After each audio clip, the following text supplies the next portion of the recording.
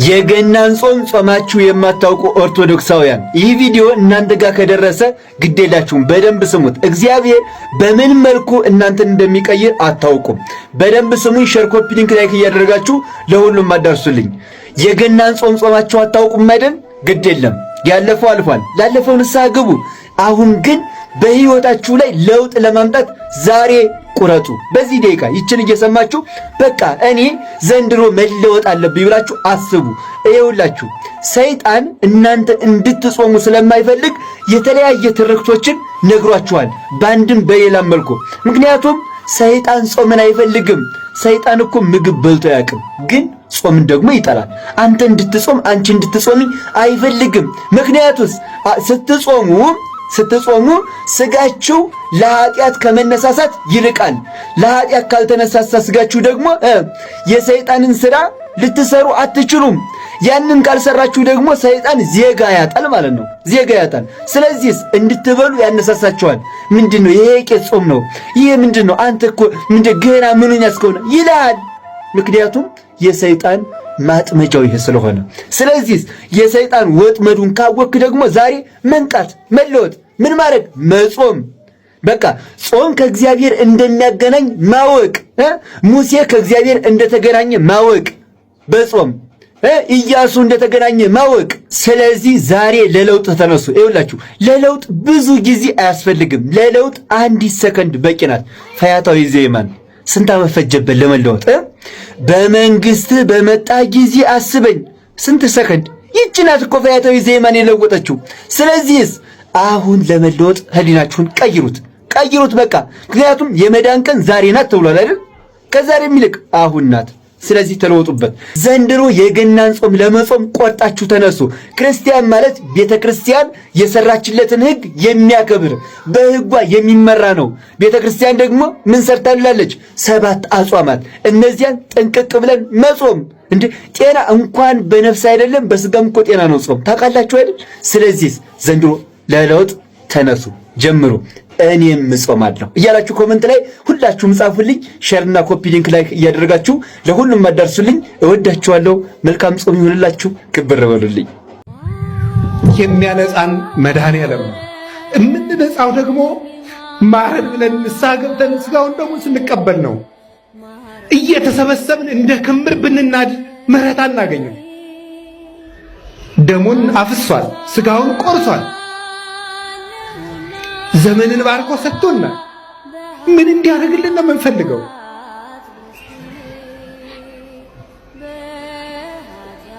እንኳንስ እናንተ እኔም ቢሆን እዚህ መቆም ደስ የሚያሰኘኝ አይደለም።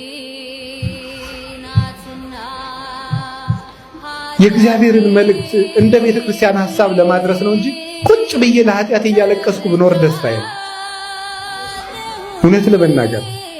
ስለዚህ መድኃኔዓለም እንዲያነጻን ሳንነጻ የሰላም ሀገር እንፈልጋለን።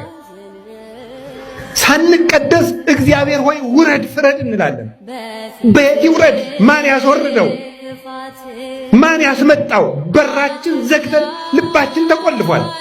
ስጥጡ አልባሲክሙ አልባቢክሙ ዋኮ አልባሲክሙ። ልብሳችሁን ሳይሆን ልባችሁን ቅደዱት ብሎ ተናግሯል። መድኃኔዓለም ሁላችንን የሚያንጻን ይቅር ይበለን፣ በምህረት ዓይን ይመልከተን።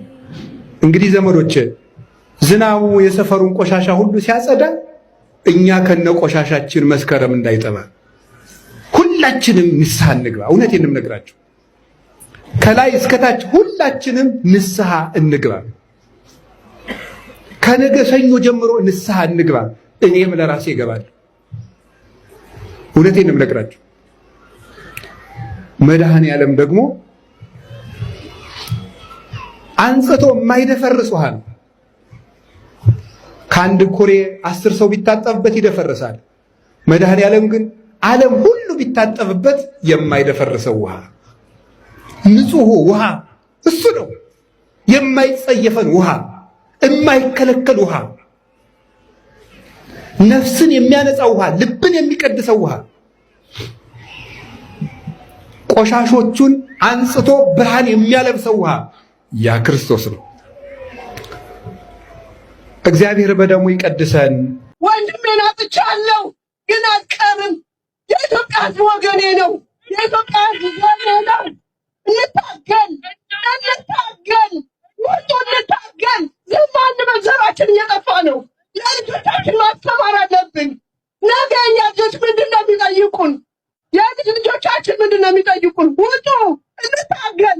እኛ ብቻ አይደለንም የትዩ ሰዎች በየትም በተለያየ ቦታ። እኔ አላለቅስም። የጀግና እናት ነኝ፣ የወንድ እናት ነኝ። እኔ አላለቅስም። እየሳኩ ነው የልጄን እንደምመልሰው። ነገ ምን ካልሆነ ምን እወርዳለሁ፣ ሄዳለሁ፣ በረሃ ዘምታለሁ እንደ ልጄ ወልጄ የልጄንን ጠላት የእኛንም ጠላት ወርጄ መታገል አይቀርም። ይሄንን እኔ ለእናንተ ቃል ገባላችኋለሁ። መውጣት አለብን። ውጡ፣ እንታገል፣ እናስቆመው።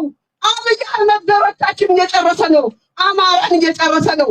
ኦርቶዶክስን እየጨረሰ ነው። ውጡ፣ እንታገል። እኛ ብቻ አይደለንም። ይህ ብቻ አይደለም። እሱ ውስጥ ያለው ሰው ምንድነው? ዝምታው እስከ መቼ ነው? እስከ መቼ ነው? እስከ መቼ ነው? ውጡ፣ እንታገል፣ እንታገለው። ይሄ መጥፎ ዘመን እንታግለን እንወጣው።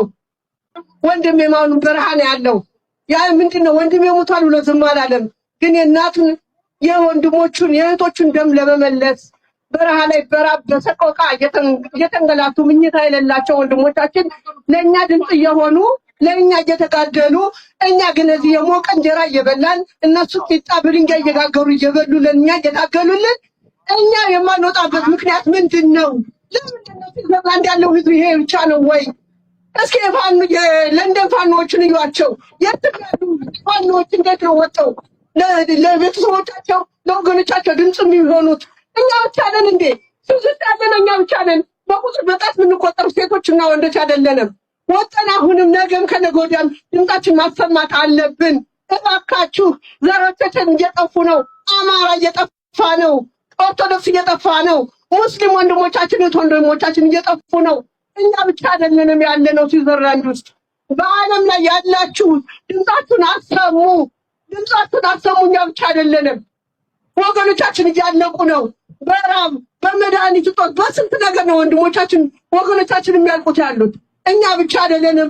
በተቻላችሁ መጠን ስብሰባ ሲጠራ መውጣት አለብን፣ መገናኘት አለብን፣ መወያየት አለብን። ከአንዱ አንዱ ይሻላል፣ ከአንዱ ሁለት ይበልጣል፣ ከሁለት ሶስት ይበልጣል።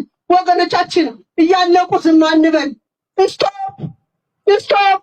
አማራ ጀኖሳይድ! አማራ ጀኖሳይድ! ስቶፕ ስቶፕ! አማራ ጀኖሳይድ! ያማል። እኔ ልጄን አጥቻለሁ፣ ወንድሜን አጥቻለሁ፣ ግን አልቀርም። የኢትዮጵያ ሕዝብ ወገኔ ነው። የኢትዮጵያ ሕዝብ ወገኔ ነው። እንታገል፣ እንታገል፣ ወጡ እንታገል። ዝም አንበል። ዘራችን እየጠፋ ነው። ለልጆቻችን ማስተማር አለብን። ነገ የእኛ ልጆች ምንድን ነው የሚጠይቁን? የልጅ ልጆቻችን ምንድን ነው የሚጠይቁን? ውጡ፣ እንታገል። እኛ ብቻ አይደለንም የትዩ ሰዎች በየትም በተለያየ ቦታ። እኔ አላለቅስም። የጀግና እናት ነኝ፣ የወንድ እናት ነኝ። እኔ አላለቅስም። እየሳኩ ነው የልጄን እንደምመልሰው። ነገ ምን ካልሆነ ምን እወርዳለሁ፣ ሄዳለሁ፣ በረሃ ዘምታለሁ እንደ ልጄ ወልጄ የልጄንን ጠላት የእኛንም ጠላት ወርጄ መታገል አይቀርም። ይሄንን እኔ ለእናንተ ቃል ገባላችኋለሁ። መውጣት አለብን። ውጡ፣ እንታገል፣ እናስቆመው። አብይ አህመድ ዘሮቻችን እየጨረሰ ነው። አማራን እየጨረሰ ነው። ኦርቶዶክስን እየጨረሰ ነው። ውጡ፣ እንታገል። እኛ ብቻ አይደለንም። ይህ ብቻ አይደለም። እሱ ውስጥ ያለው ሰው ምንድነው? ዝምታው እስከ መቼ ነው? እስከ መቼ ነው? እስከ መቼ ነው? ውጡ፣ እንታገል፣ እንታገለው። ይሄ መጥፎ ዘመን እንታግለን እንወጣው። እባካችሁ አመሰግናለሁ። እኔም ባለሁት መጠን ባለሁበት በማንኛው ቦታ እገኛለሁ። እናንተ ከጎናችሁ ነኝ። አብሬ ሰልፍም ባለ ምንም ባለ በኩል እወጣለሁኝ። አመሰግናለሁ ስላዳመጣችሁ። ምናምን አይልም።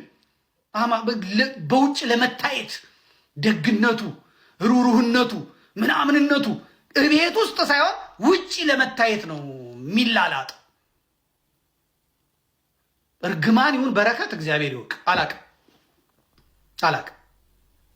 አይታችኋል። አሁን በየትኛውም የሻማ መብራት ላይ በየትኛውም አቶ ታዲዮስ ታንቱ የህሊና እስረኛ ናቸው ይውጡ ይፈቱ የሚል ሰው አለ? የለም። ወላይታዎች ይሰድቧቸዋል። አቃጣሪ ባንዳ ይሁዳ ይሏቸዋል። የወላይታ ጴንጤና የኦሮሞ የዋሃቢ እስላም የኦሮሞ ጴንጤ ይሰድባቸዋል። ምን ይላቸዋል? እና ልክ የአማራን ትግል ስትይዙ ብዙዎቻችሁ ገንዘብ ያለው ምናምን ከመሰላችሁ ሌላ ጉዳይ ነው። ሌላው ገንዘብ ያለው እዚህ ቲክቶክ ላይ ነው። ቲክቶክ እና ዩቲዩብ ላይ እኔ የለውበትም። ለዩቲዩብ ብሎ ነው የሚሸቅለው። ለዩቲዩብ ብሎ ነው የአማራን ኬዝ ይዞ የመጣው። ለዩቲዩብ ብሎ ነው። እኔ ዩቲዩብ የለኝም። ዋይ ምንድነው ነገሩ? ሀይ እየተደማመጠን ገንዘብ ያለው የት ነው? እዚህ ቲክቶክ ላይ ነው። ቲክቶክ ላይ ደግሞ አይቼዋለሁ። $5000 $4000 $3000 ዩሮ ይገኛል። እሱን ደግሞ አስቤ ከመጣው ምን ልሆን ነው ብዬ አቆምኩት። እኔ ዛሬ 5000 አግኝቼ ነገ 3000 ካገኘው ምን ብል ነው? ቆይ 6000 የምገባው ብዬ አገልግሎቴን እግዚአብሔር ይህንን በነፃ አይምሮ የሰጠኝን በነፃ ሕሊና የሰጠኝን አገልግሎት ወደ ገንዘብ ላስብ ነው ማለት ነው። ከዛ ፈጠራውን ላልፈጥር ነው ማለት ነው። ምን ለማለት ገንዘብ ለማግኘት። ከዛ ምን ሆንኩ ማለት ነው?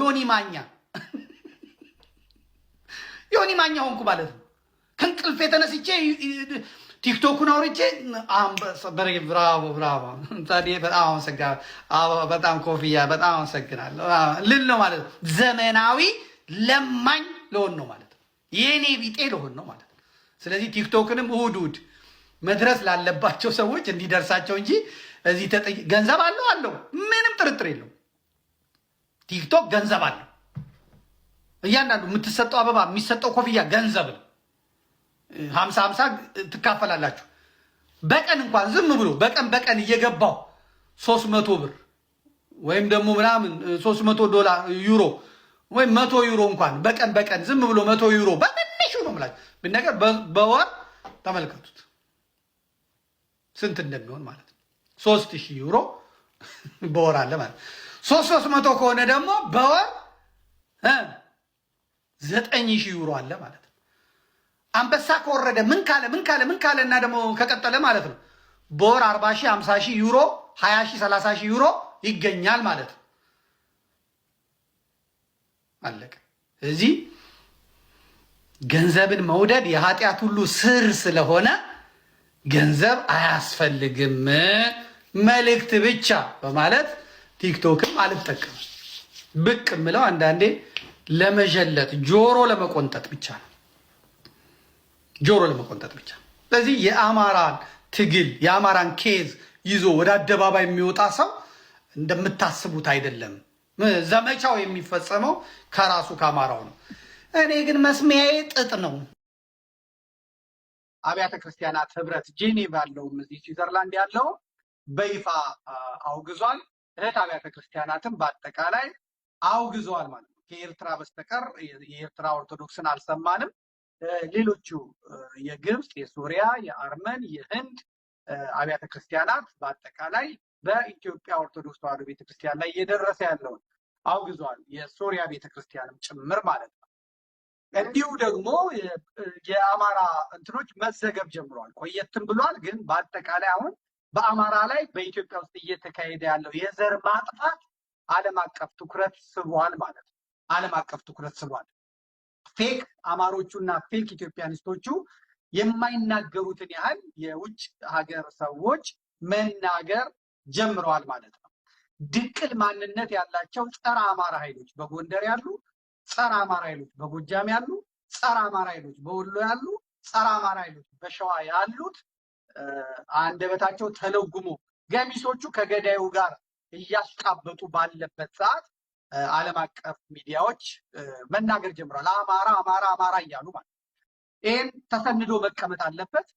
የአማራንን የምትሉ ሰዎች አማራ የሆነ ሰው ለልጁ ማሳየት። እስራኤላውያን የበረቱት፣ እስራኤላውያን የጠነከሩት፣ እስራኤላውያን ኃያል የሆኑት ልጆቻቸውን በማስተማራቸው በታሪክ ሰንደው የደረሰባቸውን ግፍ የደረሰባቸውን መከራ የሚዳሰስ የሚጫበጠውን ግፍ በማሳየታቸው እንዴት ምላስ እንደሚቆረጥ፣ እንዴት ብልታቸው እንደሚቆረጥ፣ እንዴት ሆዳቸው ተዘርግፎ አንጀታቸው እንደሚበላ፣ የአማራ ጨጓራ፣ የአማራ ጉበት፣ የአማራ ልብ ጣፋጭ ነው እየተባለ እንዴት እንደሚበላ ይሄንን ሰንዳችሁ ለልጆቻችሁ ማሳየት አለ። አሁን ደስ የሚለው በጣም ጥሩ ነገር በጣም ጥሩ ነገር በአማራ ክልል ያሉ ህፃናት በአማራ ክልል ያሉ ትምህርት ቤት ዝግ ስለሆነ ምንም አይነት ነገር ስለሆነ በደንብ ለቅመው እያዩት ነው ማለት ነው። በደንብ ለቅመው እያዩት። ይህን ስንናገር ሌሎቻችሁ እንደው ይሄ ነገር ባይደረግ ላይ ምንም ችግር የለው። እነሱ እየዘመሩት ነው። ትግሬዎቹ ትግሬ ልጆቻቸውን መስመሪና ኃይልና እንደዚህ ነፍጠኛ እንዲህ አድርጎን አማራ እንደዚህ በድሎን እያሉ ልጆቻቸውን ግተው ዛሬ የደረሱበትን አይታችኋል። አማራ ላይ ይህንን ሁሉ ፍዳ ይህንን ሁሉ እሳት አምጥተው ማለት ነው። ኦሮሞዎቹ አማራ ላይ የፈጸሙት ነገር ኦሮሞዎቹ ከመንግስቱ ኃይለማርያም ጊዜ ጀምሮ እንግዲህ በግንቦት 13 ላይ ለውጡ አብዮቱ ከፈነዳ በኋላ የኦሮሞ መንግስቱ ኃይለማርያም እና ጓዶቹ ያደረጉት የአማራ ባለሀብቶችን፣ የአማራ ባለስልጣናት፣ የአማራ ምሁራንን ሰብስቦ መጨፍጨፍ ነው። 60ዎቹ የሚባለው ከ80 በላይ ሰዎች ናቸው የተጨፈጨፉት። መሀል ላይ ጉራጌዎች አሉ፣ ጥቂት ኦሮሞዎች አሉ። እንደገና ደግሞ የኤርትራ እና የትግራይ ተወላጅ የሆኑ ኤርትራውያን እና ትግራውያን አሉ። በግርማዊ ቀዳማዊ ኃይለ ሥላሴ ስርዓት ውስጥ ያገለግሉ የነበሩትን በሙሉ በእጅ ብረት ጨፍኖ ይዞ ነው ያደረገው። መንግስቱ ኃይለማርያም ይህንን ሁሉ ጨፍጭፎ ምድር ላይ ቁጭ ብሎ እያየው ነው። እግዚአብሔር ሕሊና ውስጥ ከቶ ምን እንደሚያደርገው ምን አይነት ስቃይ ውስጥ እንደሚከተው አናውቅም። እኛ ደልቶን ተቀመጠ ማለት አለም። ሰው ቁጭ ስላለ ብቻ ሳይሆን እንቅልፍ ይኑረው አይኑረው እንኳን የምናውቀው ነገር አይኖርም። ነገር ግን የአማራ ኤሊቶች መጨፍጨፍ የጀመሩት ከ1966 በፊት ነው። ጣሊያን እንደመጣ በሁለተኛው ዙር በተለይ በመጀመሪያው ዙር እዚህ መከራ ውስጥ የከተተኝ ለውርደት የዳረገኝ መክቶ ያሸነፈኝ ይሄ አማራው ኃይልና ኦርቶዶክሱ ኃይል ነው ብሎ ስላለ የመጣውና ያወደመው ያጠፋው አማራውንና ኦርቶዶክስን አድዋ የዘመተው የቅዱስ ጊዮርጊስ ታቦት ነው ብሎ እንደመጣ በመድፍ የቅዱስ ጊዮርጊስ አራዳን ነው የመታው። በአንድ ቀን 4000 መነኮሳትና ጸበልተኞችን ምዕመናን ደብረ ሊባኖስ ላይ ያጨደው በሁለት ቀን በሶስት ቀን ውስጥ በየካቲት 12 እነዛ ኤርትራውያኑ ባፈነዱት ፈንጂ ቦምብ ያ ሁሉ አዲስ አበባ ነዋሪ በጥይት መግደል ሲሰለች በካራ በሳንጃ ወደ 30,000 የአዲስ አበባ ነዋሪ እንዲሁ ዝም ብሎ የሚታይ አይደለም። ተመርጦ ነው የታረደው። ይህ የአማራ ኦርቶዶክስ የሚባለው ነገር ከኢትዮጵያዊነት ጋር የሚያያዝ ስለሆነ ፍዳ የሚበዛበት ከ1966 አብዮት በኋላ ቀይ ሽብር፣ ነጭ ሽብር እየተባለ ተመርጦ የተፈጀው ይሄው አማራው ነው። ወደ ጫካ የገቡትም ወያኔዎች አማራን ጠላት አድርገው ነው የገቡት። ኦሮሞዎቹም እነሆነ አማራን ጠላት አድርገው ነው የገቡት። ስለዚህ ማህበረሰቡ ምንም በማያውቀውበት ሁኔታ የጥላቻ ትርክት ፖለቲከኞቹ ሰርተውበት ፍዳውን ሲያይ የኖረ ህዝብ ነው። ወያኔ ከጫካ ከርማ ስትመጣ በጎንደርና በጎጃም አማሮች፣ በወሎና በሸዋ አማሮች ትከሻ ተጭና 4 ኪሎ ከገባችን በኋላ ስትጨፈጭፍ የነበረው አማራው ነው። በኋላ እነዚህኛዎቹ እንከፎች ቦታው ላይ ሲሄዱ እነዛ የሉም። ከዛ ድሮኗ መጣችና እንካቅመስ እዛ ገሌ የምትሏቸው ሰዎች ቆስለዋል፣ ጠባቂዎቻቸው በሙሉ ሞተዋል። ይህም በደንብ መነጋገር መቻል አለባቸው። አሁን ከሚዲያ ላይ ያጣችሁት ሰው የለም? ከሚዲያ ላይ ከጎንደር ከሚዲያ ላይ በየጊዜው በየሰዓቷ ያጣችሁት የለም? አሁን እንኳን እያገገመ መጥቷል። እድሜ ለንስሐ የሰጠው ሰው ታው ሲባል እምቢ ያለ ሰው እንደ ሴተኛ ዳሪ እዚህና እዛ ነገር እያባላ ያለ ሰው ነገር ግን ዋጋውን አግኝቶ ነበር። ዋጋውን ሰጥተውት ነበር። ስለዚህ ለእርቅ አይደለም የሚመጡት፣ ለማዘግየት ነው የሚመጡት። እንዴት ነው የሚፈታው ተተባለ? ጦርነት ከተነሳ ይፈታል። አሁን ከትግራይ ጋር ጦርነት አብይ ከከፈተ ወይ ከኤርትራ ጋር አብይ ጦርነት ከከፈተ የፋኖ ይሄ ጎንደር ላይ 2 የሆነው፣ ጎጃም ላይ 2 የሆነው፣ ሸዋ ላይ 2 የሆነው፣ ወሎ ላይ 2 የሆነው የፋኖ እንቅስቃሴ ይፈታል ማለት ነው። ምክንያቱም የነደረጀ ቡድን ከጎንደር የነጌታ አስራደ ከመንግስት ጎን ይቆምና ከትግሬ ጋር ዋጋለሁ ይላል፣ ከኤርትራ ጋር ዋጋለሁ ይላል ማለት ነው። ኤርትራ ጥይት እየሰጠችው ኤርትራ ተተኳሽ እየሰጠችው ከኢትዮጵያ ጋር ከተገጠመ ከአንቺ ጋር ገጥማለሁ ይላል። ኤርትራውያኖቹ ደግሞ ምን እንዳሰቡ አላውቅም።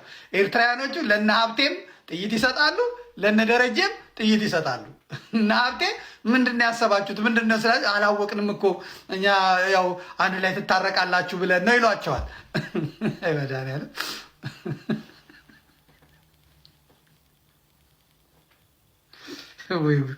እንደው እኮ ፖለቲካው እንደው ቁማሩ እኮ የሚገርም ነው። በእውነት የሚገርም ቁማር። ሻዕቢያ ለነ ደረጀም ለነ ሀብቴም ተተኳሽ ትሰጣለች። ከዛ እነሱ እዚህ መጥተው ይጠባጠባሉ። የሚያልቀው በመሀል የጎንደር አማራ ነው ሁለቱም። ግን ይሄ የሚቆመው መቼ ነው? የአብይ አህመድ ከኤርትራ ወይ ከትግሬ ጋር አሁን ከወያኔ ጋር ጦርነት እገጥማለሁ ብሎ ከተነሳ ያኔ የጎንደር የተለያየው ትግል ይጸዳል ማለት ነው። እነዚህኛዎቹ ዘራፍ ብለው ከአብይ አህመድ ጋር ከአማቻቸው ጋር ይቆማሉ። እነዛኛዎቹ ትያሉ ማለት ነው።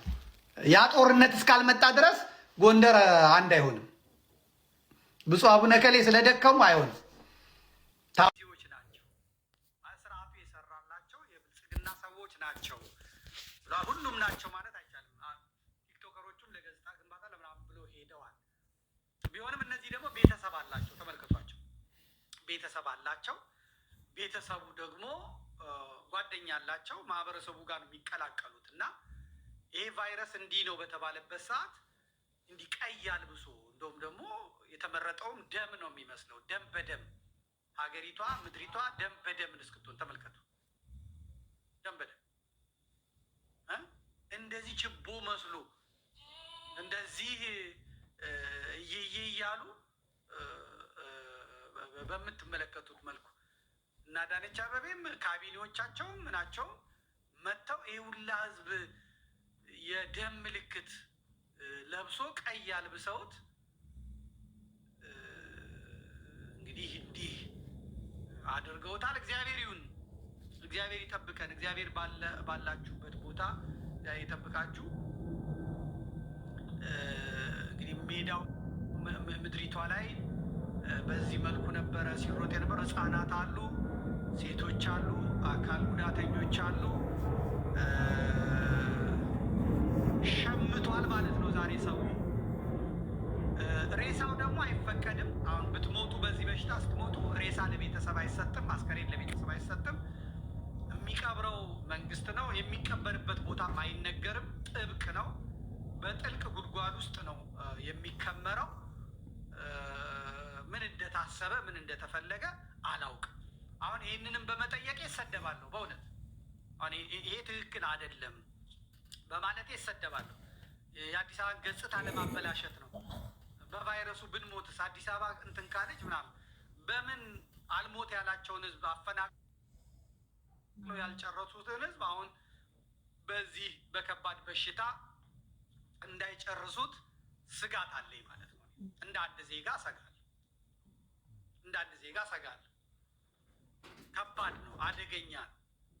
ጉንፋን አይደለም፣ በጣም ከባድ ነው። ካልሆነም ደግሞ ከባድ ነው ያሉት ውሸታቸውን ነው ማለት ነው። ሐኪሞቹ ውሸታቸውን ነው ማለት ነው። ምንድን ነው? ምን ማለት ነው? ይሄ ከመላው ሀገሪቷ ትኬት የገዛ መተና ተብሎ ከጂንካም ሰው መጥቶ እዚህ ተቀላቅሎ እንዲሄድ ማድረግ። በሽታው ደግሞ 21 ቀን አይገለጥም ተብሏል። እንደዚህ ጋር እንዴት ነው የሚታሰበው? ሲመስለኝ ዘንድሮ እንግዲህ ምርጫ አለ። ዘንድሮ ምርጫ አለ። ምርጫውን እንግዲህ በዚህ በበሽታው ምክንያት ላራዝም ሊል ይችላል። የሁላ ሰው እየሞተ እንዴት እንመርጣለን ሊል ይችላል። ምክንያቱም ባለፈው ጊዜ በኮሮና ምክንያት ነው፣ ኮሮና አለ ምርጫ አይደረግም ምናምን ብሎ አሳልፎ ከዛ በኋላ ደግሞ ሰው ቤቱ እንዲቀመጥ ካረገ በኋላ የመረጣቸውን ሰዎች ማስክ አስደርጎ ሄዶ በቃ ብቻውን ተወዳድሮ 98% ብልጽግና አሸንፏል። ከዛ የራራላቸውን ሰዎች ያልተመረጡትን ሰዎች እነ የአብኑን በለጠ ሞላን እነ ማነው ስሙ ብርሃኑ ነጋን የካቢኔ አባል አድርጎ ያው ለግርድና ማለት ነው እንትን አስብሏል። ዘንድሮም ምናልባት እንግዲህ ይህ በሽታ በደንብ እንዲስፋፋና በሀገሪቷ ደም በደም እንዲያደርግ ደም እንዲያስተፋ ከዛ በኋላ ያው ዋናው ስልጣን ስለሆነ የሚፈለገው በዚህ ሁኔታ እንዴት አድርገን በሚል ሊሆን ይችላል። ግን ትክክል አይደለም ባይነኝ እኔ። እግዚአብሔር ይጠብቃችሁ። ጥንቃቄ አድርጉ ሰዎች። ይሄ ህመሙ የሚሰማችሁ ሰዎች፣ ምልክቱ የሚሰማችሁ ሰዎች ቶሎ ብላችሁ ቢያንስ ራሳችሁን አግሉ። ሌላው ቀርቶ አንድ በበሽታው የተያዘ ሰው አገግሞ እንኳን ቢድን ለአንድ ዓመት ያህል ግብረ ስጋ ግንኙነት ማድረግ አይችልም ከሚስቱ ጋር ከምኑ ጋር ቫይረሱ ከውስጡ ጨርሶ እስኪጠፋ ድረስ ግብረ ስጋ ግንኙነት ማድረግ እንኳን አይችልም። ተመልከቱ ክብደቱ። እንግዲህ አሁን በሽታው ያለበት 21 ቀን በሽታው አይገለጥም። እዛ ስትዘሉላለች፣ ትላንትና ሚሊኒየም አዳራሽ፣ ዛሬ ደግሞ እዚህ ስትዘሉላለች፣ ሲዘሉሏል። ከዛ በኋላ ባሌ ነው ሚስቴ ነው ብሎ ያው ይሆናል። ህግ ነው ተፈጥሮም ነው። እዛ ሲሸማመቱ ይውላሉ። ከዛ ልጆቻቸውን ደግሞ ትምህርት ቤት ልላክ ገና ነጠብ ምናምን ይመጣል። ተያይዘህ ማለቅ ነው። እንዲህ አይነት ነገር ሲደረግ ብሔራዊ አዋጅ አውጆ የአደጋ ጊዜ አዋጅ አውጆ ሰዎች ጥንቃቄ እንዲያደርጉ ከዛ መንግስት ተከታታይ የሆነ መግለጫ እንዲሰጥ ነው የሚደረገው። የሀገሪቷ የህዝቡ ቁጥሩ እንዲቀንስ ተፈልጎ ካልሆነ በስተቀር ይሄን ነገር ትክክል ነው ብዬ አላምንም፣ እቃወመዋለሁ ማለት ነው። ሰውን ለሞት ጠርተው እንኳን ደግሞ ያቺን ባንዲራ የተቀባ ሰው ባንዲራዋን የተቀባ ሰው ፈልገው ነጥለው አምጥተው አውጣ ማለት አይችሉም። እነዚህ ግብፃውያን ገዢዎቻችን አረንጓዴ ቢጫ ቀይ የተቀባ ልጅ ነበር። ያውን አዶናይ የሚባል ልጅ አሁን እንግዲህ ፌም በጣም ፈምሷል። በእውነት ባለፈው ሳምንት የሆነ ንግግር ያው የተቀነባጨቡ ነገሮች ነው የማየው፣ አይቼ ተናግሬው ነበረ ልጁን እና አንድ ሁለት ሰዎች እስቲ ዘመዴ እነዚህን ነገሮች እያቸው ልጁ የሚናገረውን ብለውኛል። ልጁ ምን የሚሆን ምን እነዚያ የተናገራቸውን ነገሮች በጣም ሰምቼ ነበር እና በጣም ሰው የሚጎዳበትን እግዚአብሔር በአንድም በሌላም ይናገራል። በልጁ ላይ አድሮ የተናገረው ነገር እኔ ስለ እውነት በጣም ነው ያደነኩት እና በጣም ነው ደግሞ እንትን ያልኩት። ሌላው እንዳለ ሆኖ ቢሰሙት ያችን የተቆረጠችዋን ነገር ቢሰሙት። ብዙ የተከሰሰበት ጉዳይ በማስተርቤሽን ጉዳይ ነው የከሰሱት እና በዛ ነው እንትን ሰግጥ ፈምስ ደድብ ፈምስ የሚለው ነገር ትክክል አይደለም። ጋይድ የሚያደርገው ነገር ቢኖርና ደግሞ ቅቡልነቱ እንደዚህ ሰፊ ከሆነ በተለይ ማንም የብዙ ሰዎች የስሜት ማጣት የብዙ ሰዎች ሰነፍ በጣም ደካማ ልፍስፍስ የመሆናቸው ዋነኛው ምክንያት በዚህ ራስን መራስ በማርካት ጉዳይ ላይ ያለው ነው። ያንን ከመንፈስ ጋር አያይዞ የተናገረው ነገር የብዙ ሰዎችን እኛም ደግሞ የማማከር አገልግሎት ስሰጥ እንደ ሃይማኖት መምህርነታችን ብዙ ሰዎች ሲመጡ ጉዳታቸው ይሄ ነው። ወጣቶች የምንሰጠውን ነገር የተናገረበት መንገድ የገለጸበት መንገድ እጅግ ማንም ደፍሮ የማይናገረውን ነው የተናገረው። እኔ ለዚህ አጨበጭብለታለሁ። ለምን ያንን ነጥለው ቆራርጠው ብዙዎቻችንን እንዳሳሳቱ አላውቅም። እንደነገርኳችሁ እኔ ይቅርታ ጠይቀዋለሁ። ይሄን የሰጠበት መንገድ ወጣቶች ከዚህ ህይወት መላቀቅ ያለባቸውን መንገድ የተናገረበት መንገድ በጣም ቢጠቅም ነው እንጂ ማንንም አይጎዳም። በጣም የተናገረበት መንገድ እና ያ ልጅ ዛሬ እንግዲህ አሁን በጣም ታዋቂ ሆኗል ኢትዮጵያ ውስጥ። ዛሬ እዛ ሄዶ ነበር። በጋርድም ነው የሚጠበቀው ልጁ ምናምን የሚለው እና ተነጥሎ ተጠርቶ አስፈገፈጉት ማለት ነው። እና እሱ አላወቀም። ላይቭ ላይ ያስተላልፋል እና አዶናይ ይባላል። እስቲ እንስማው። አልችልም እንግዲህ እያጠፋሁት ነው። አረንጓዴ ቢጫ ቀያችን የሚያኮራ አረንጓዴ ቢጫ ቀይ። በነገራችን ላይ ኮሜንት እያደረጋችሁ ተመልክታችኋል አይደለ? አረንጓዴ ቢጫ ቀዩን ተቀባ ብለው አገጩን ቆርጠው ሊያነሱለት ይመስል ነበረ ትግላቸው። ያሳዝናል። አንድ ነገር አስተውል ወንድም አዶናይ። አሁን ላይ ያው ታዋቂ ነህ፣ በየቦታ እየተጠራ ነው። ፍምስ ስግጥ ብለሃል። ሙሴ ሰለሞንና ጆን ዳንኤልን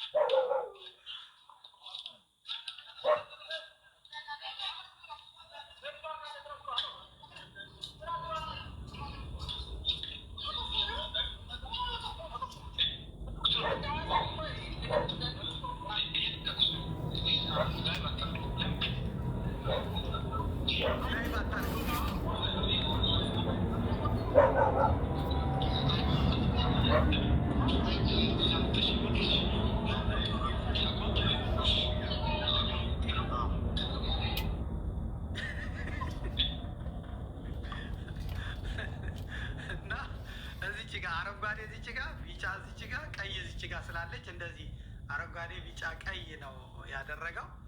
ያው ትግሬ ስለሆነ ልጁ የኢትዮጵያዊነት መንፈስ ይኖረዋል ተብሎ አልተጠበቀም። ግን እሱ ሩጫው የኢትዮጵያ ነው እኔ ኢትዮጵያዊ ነኝ ብሎ ነው አረንጓዴ ቢጫ ቀይ ቀለም እዚህ ላይ ያስገባው እና የአረቡ መንግስታችን የኦሮሞማው መንግስታችን ደግሞ ባንዲራዋን ሊቀይር ኢትዮጵያ የሚለውንም ስም ሊቀይር በዝግጅት ላይ ስላለ ዓለም አቀፍ በሆነ ሚዲያ ላይ ታዋቂ ቲክቶከር 12,000 ሰው ላይቭ እያየ እንዴት ትቀባለህ ብለህ ፈግፍግ ብለውታል። ያ እየፈገፈገ ነበር። ላይቭ እየታየህ ነው እንዲያው አስጠጣህን፣ አስወገድከን፣ በል ይሄንን አጥፋው ብለውት አስጠፍተውታል ማለት ነው። እንግዲህ የኢትዮጵያ ታላቁ ሩጫ ዛሬ በዚህ መልኩ ሄዷል። እግዚአብሔር ይሁናችሁ፣ እግዚአብሔር ከእናንተ ጋር ይሁን። እንግዲህ ሰሞኑን እንደነገርኳችሁ እንገናኛለን፣ ሰሞኑን እንደነገርኳችሁ እንመጣለን። ዘመድ ሚዲያ ቢያንስ የአመት የሳተላይት ወጪውን የሚያሸፍን ጉዳይ እናደርጋለን። ይሄንን ደግሞ በቴሌግራም ገጼ ላይ ጥሪ ያቀርብላችኋለሁ። በአሜሪካም በካናዳም በአውሮፓም ያላችሁ ሰዎች እንትናችንን ምድረሱ ሰራዊተ ጌዲዮንን በመቀላቀል ወደ 7 ወር ድረስ ያቆዩትን ወገኖቻችንን እናንተም ታግዟቸዋላችሁ። $120 የአመት $1,200 የአመት ያላችሁን ሳንቲም በመክፈት ይሄ ለህብረተሰቡ ይጠቅማል፣ ለኢትዮጵያ ይጠቅማል፣ ነጭ ነጯን እንሰማበታለን የምትሉ ሰዎች ካላችሁ ይሄን እንድታደርጉ ጥሬን አቀርብላችኋለሁ።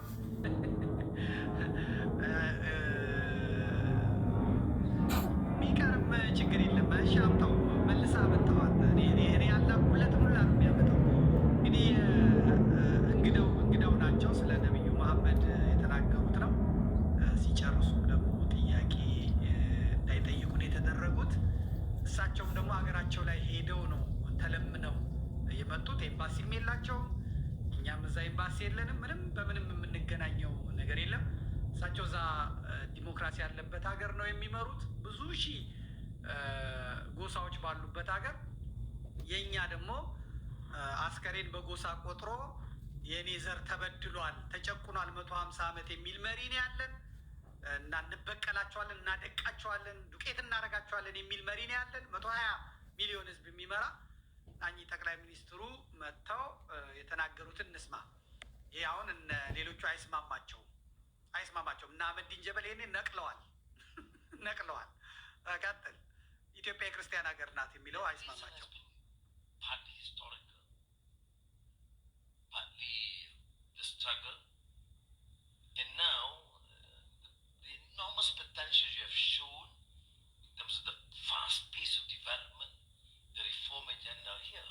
Now let me start with the historical.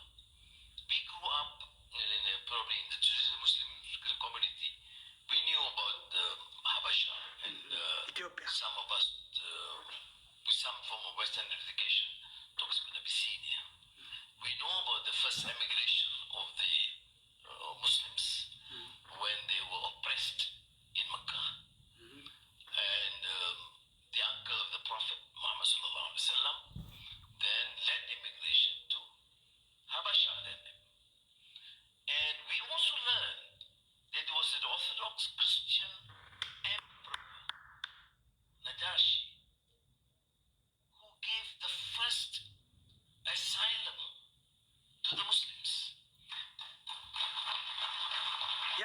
ያዝልኝ እዚች ጋር ያዝልኝ። ለጠቅላይ ሚኒስትሩ መነገር ያለበት ነጃሺ የሚባል ንጉሥ አልነበረም። ነጋሽ የሚባል የሀገረ ገዢ ነበረ። መተው ያረፉት እሱ ጋር ነው እንጂ በዛን ወቅት የእስላም ንጉሥ የለም። እስልምናም አይታወቅም። የተቀበላቸው የኢትዮጵያ ኦርቶዶክስ ክርስቲያን መንግስትን የተቀበላቸው እና ይህንን እንዳያሳስቷቸው ነው። ነጃሺ እስላም ነው ምናምን የሚሉ አካላት ስላሉ የለም። እንደዚህ በድፍረት ነው መናገር። የኢትዮጵያ ቤተክርስቲያንም የኢትዮጵያ ታሪክም ላይ ተጽፏል። ነጃሺ የሚባል እስላም የለም፣ ንጉስም የለም። ዘመኑም የኦርቶዶክስ ነው፣ ክርስትና ነው። የተቀበሏቸውም ይሄ ነው። ታሪኩ ይሄ ነው። በደንብ አበጥረውታል። እቺን እንዳያሳስቷቸው ነው። ቀጥል። Excellency President, to realize, to understand that this sort of narrative is critical in the society, full of hatred, enmity, prejudice against the blacks or the minorities. The people understand. That is through understanding and knowledge that we can forge this sort of relationship. Now, I'm new, of course, to Ethiopia. But without exaggeration, Prime Minister Abiy is a great charmer. And spending time, a few hours with him. And here, I thought that, it's a major loss. Not only to Malaysia or to ASEAN and Asia, but to the world. If we do not forge this relationship. Now, let me add on to this experience because the dialogue was very important. Here was Maharaja, the Emperor Najashi, and the delegation from those in power, Quraysh,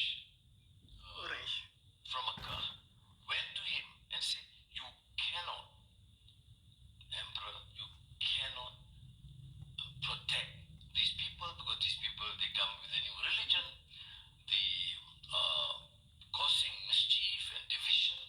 And you cannot give them protection. So, Najashi, see what we learn.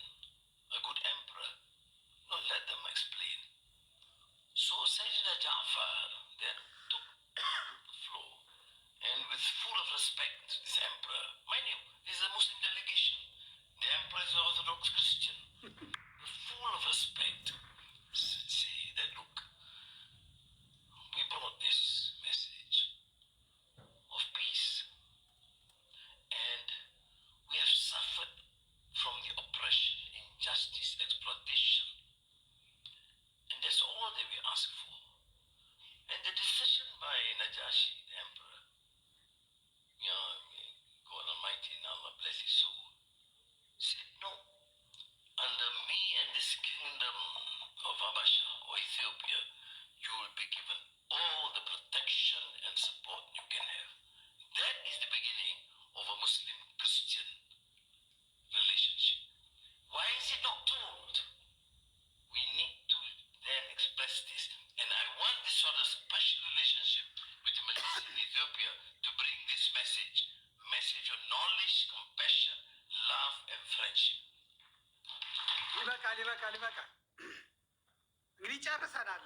እሱ ስላመጣው ነው እንጂ ያው የሚናገረው የኢትዮጵያ መንግስት ያደረገውን እንክብካቤ፣ ለስደተኞቹ የሰጠውን ጥበቃ፣ ከመካ እንኳን ወደዛ የሄዱትን ላኩልን ሲባል አይቻልም። በራሴ ግዛት በራሴ እንትን መንግስት ሀገር ውስጥ የተሰደዱትን ሰዎች አሳልፌ አልሰጥም፣ የሚፈለግባቸውን የሚደረግላቸውን እንክብካቤና ጥበቃ ሁሉ ይደረግላቸዋል ብለው የመሐመድን ዘመዶች፣ አጎቶች፣ ቤተሰቦች በአጠቃላይ ተንከባክበው ነው የያዙት። ኢትዮጵያውያን ኦርቶዶክሶች፣ የኦርቶዶክስ መንግስት ማለት ነው። አሁን ያ ባነከሰ ባጎረሰ እጁን እየተነከሰ ይህ ወሃቢ መጥቶ የአልነጃሺ የሚባለውን መስጊድ ሁላ ነው ያፈረሰው። እሱ ብቻ አይደለም። ዛሬ ኦርቶዶክስ ክርስቲያን ይጥፋ የሚል የነቢያቸውን እንኳን መመሪያና ሕግ የማይጠብቁ ናቸው የመጡት ማለት ነው። አውሬዎች። ሀገሪቷንም እንቀይራታለን፣ ስሟንም እንቀይረዋለን፣ ሰንደቋንም እንቀይረዋለን፣ ኦርቶዶክስን አጽድተን እናጠፋለን የሚሉ ማለት ነው። ስለዚህ ጥያቄው እንጥፋ ወይስ ይጥፉ ነው?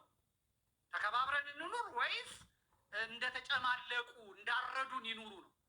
የሚያርዱት ደግሞ ጥንታዊውንም እስልምና ጥንታዊውንም ኦርቶዶክሳዊ እምነት ነው። ለጊዜው ፔንቴ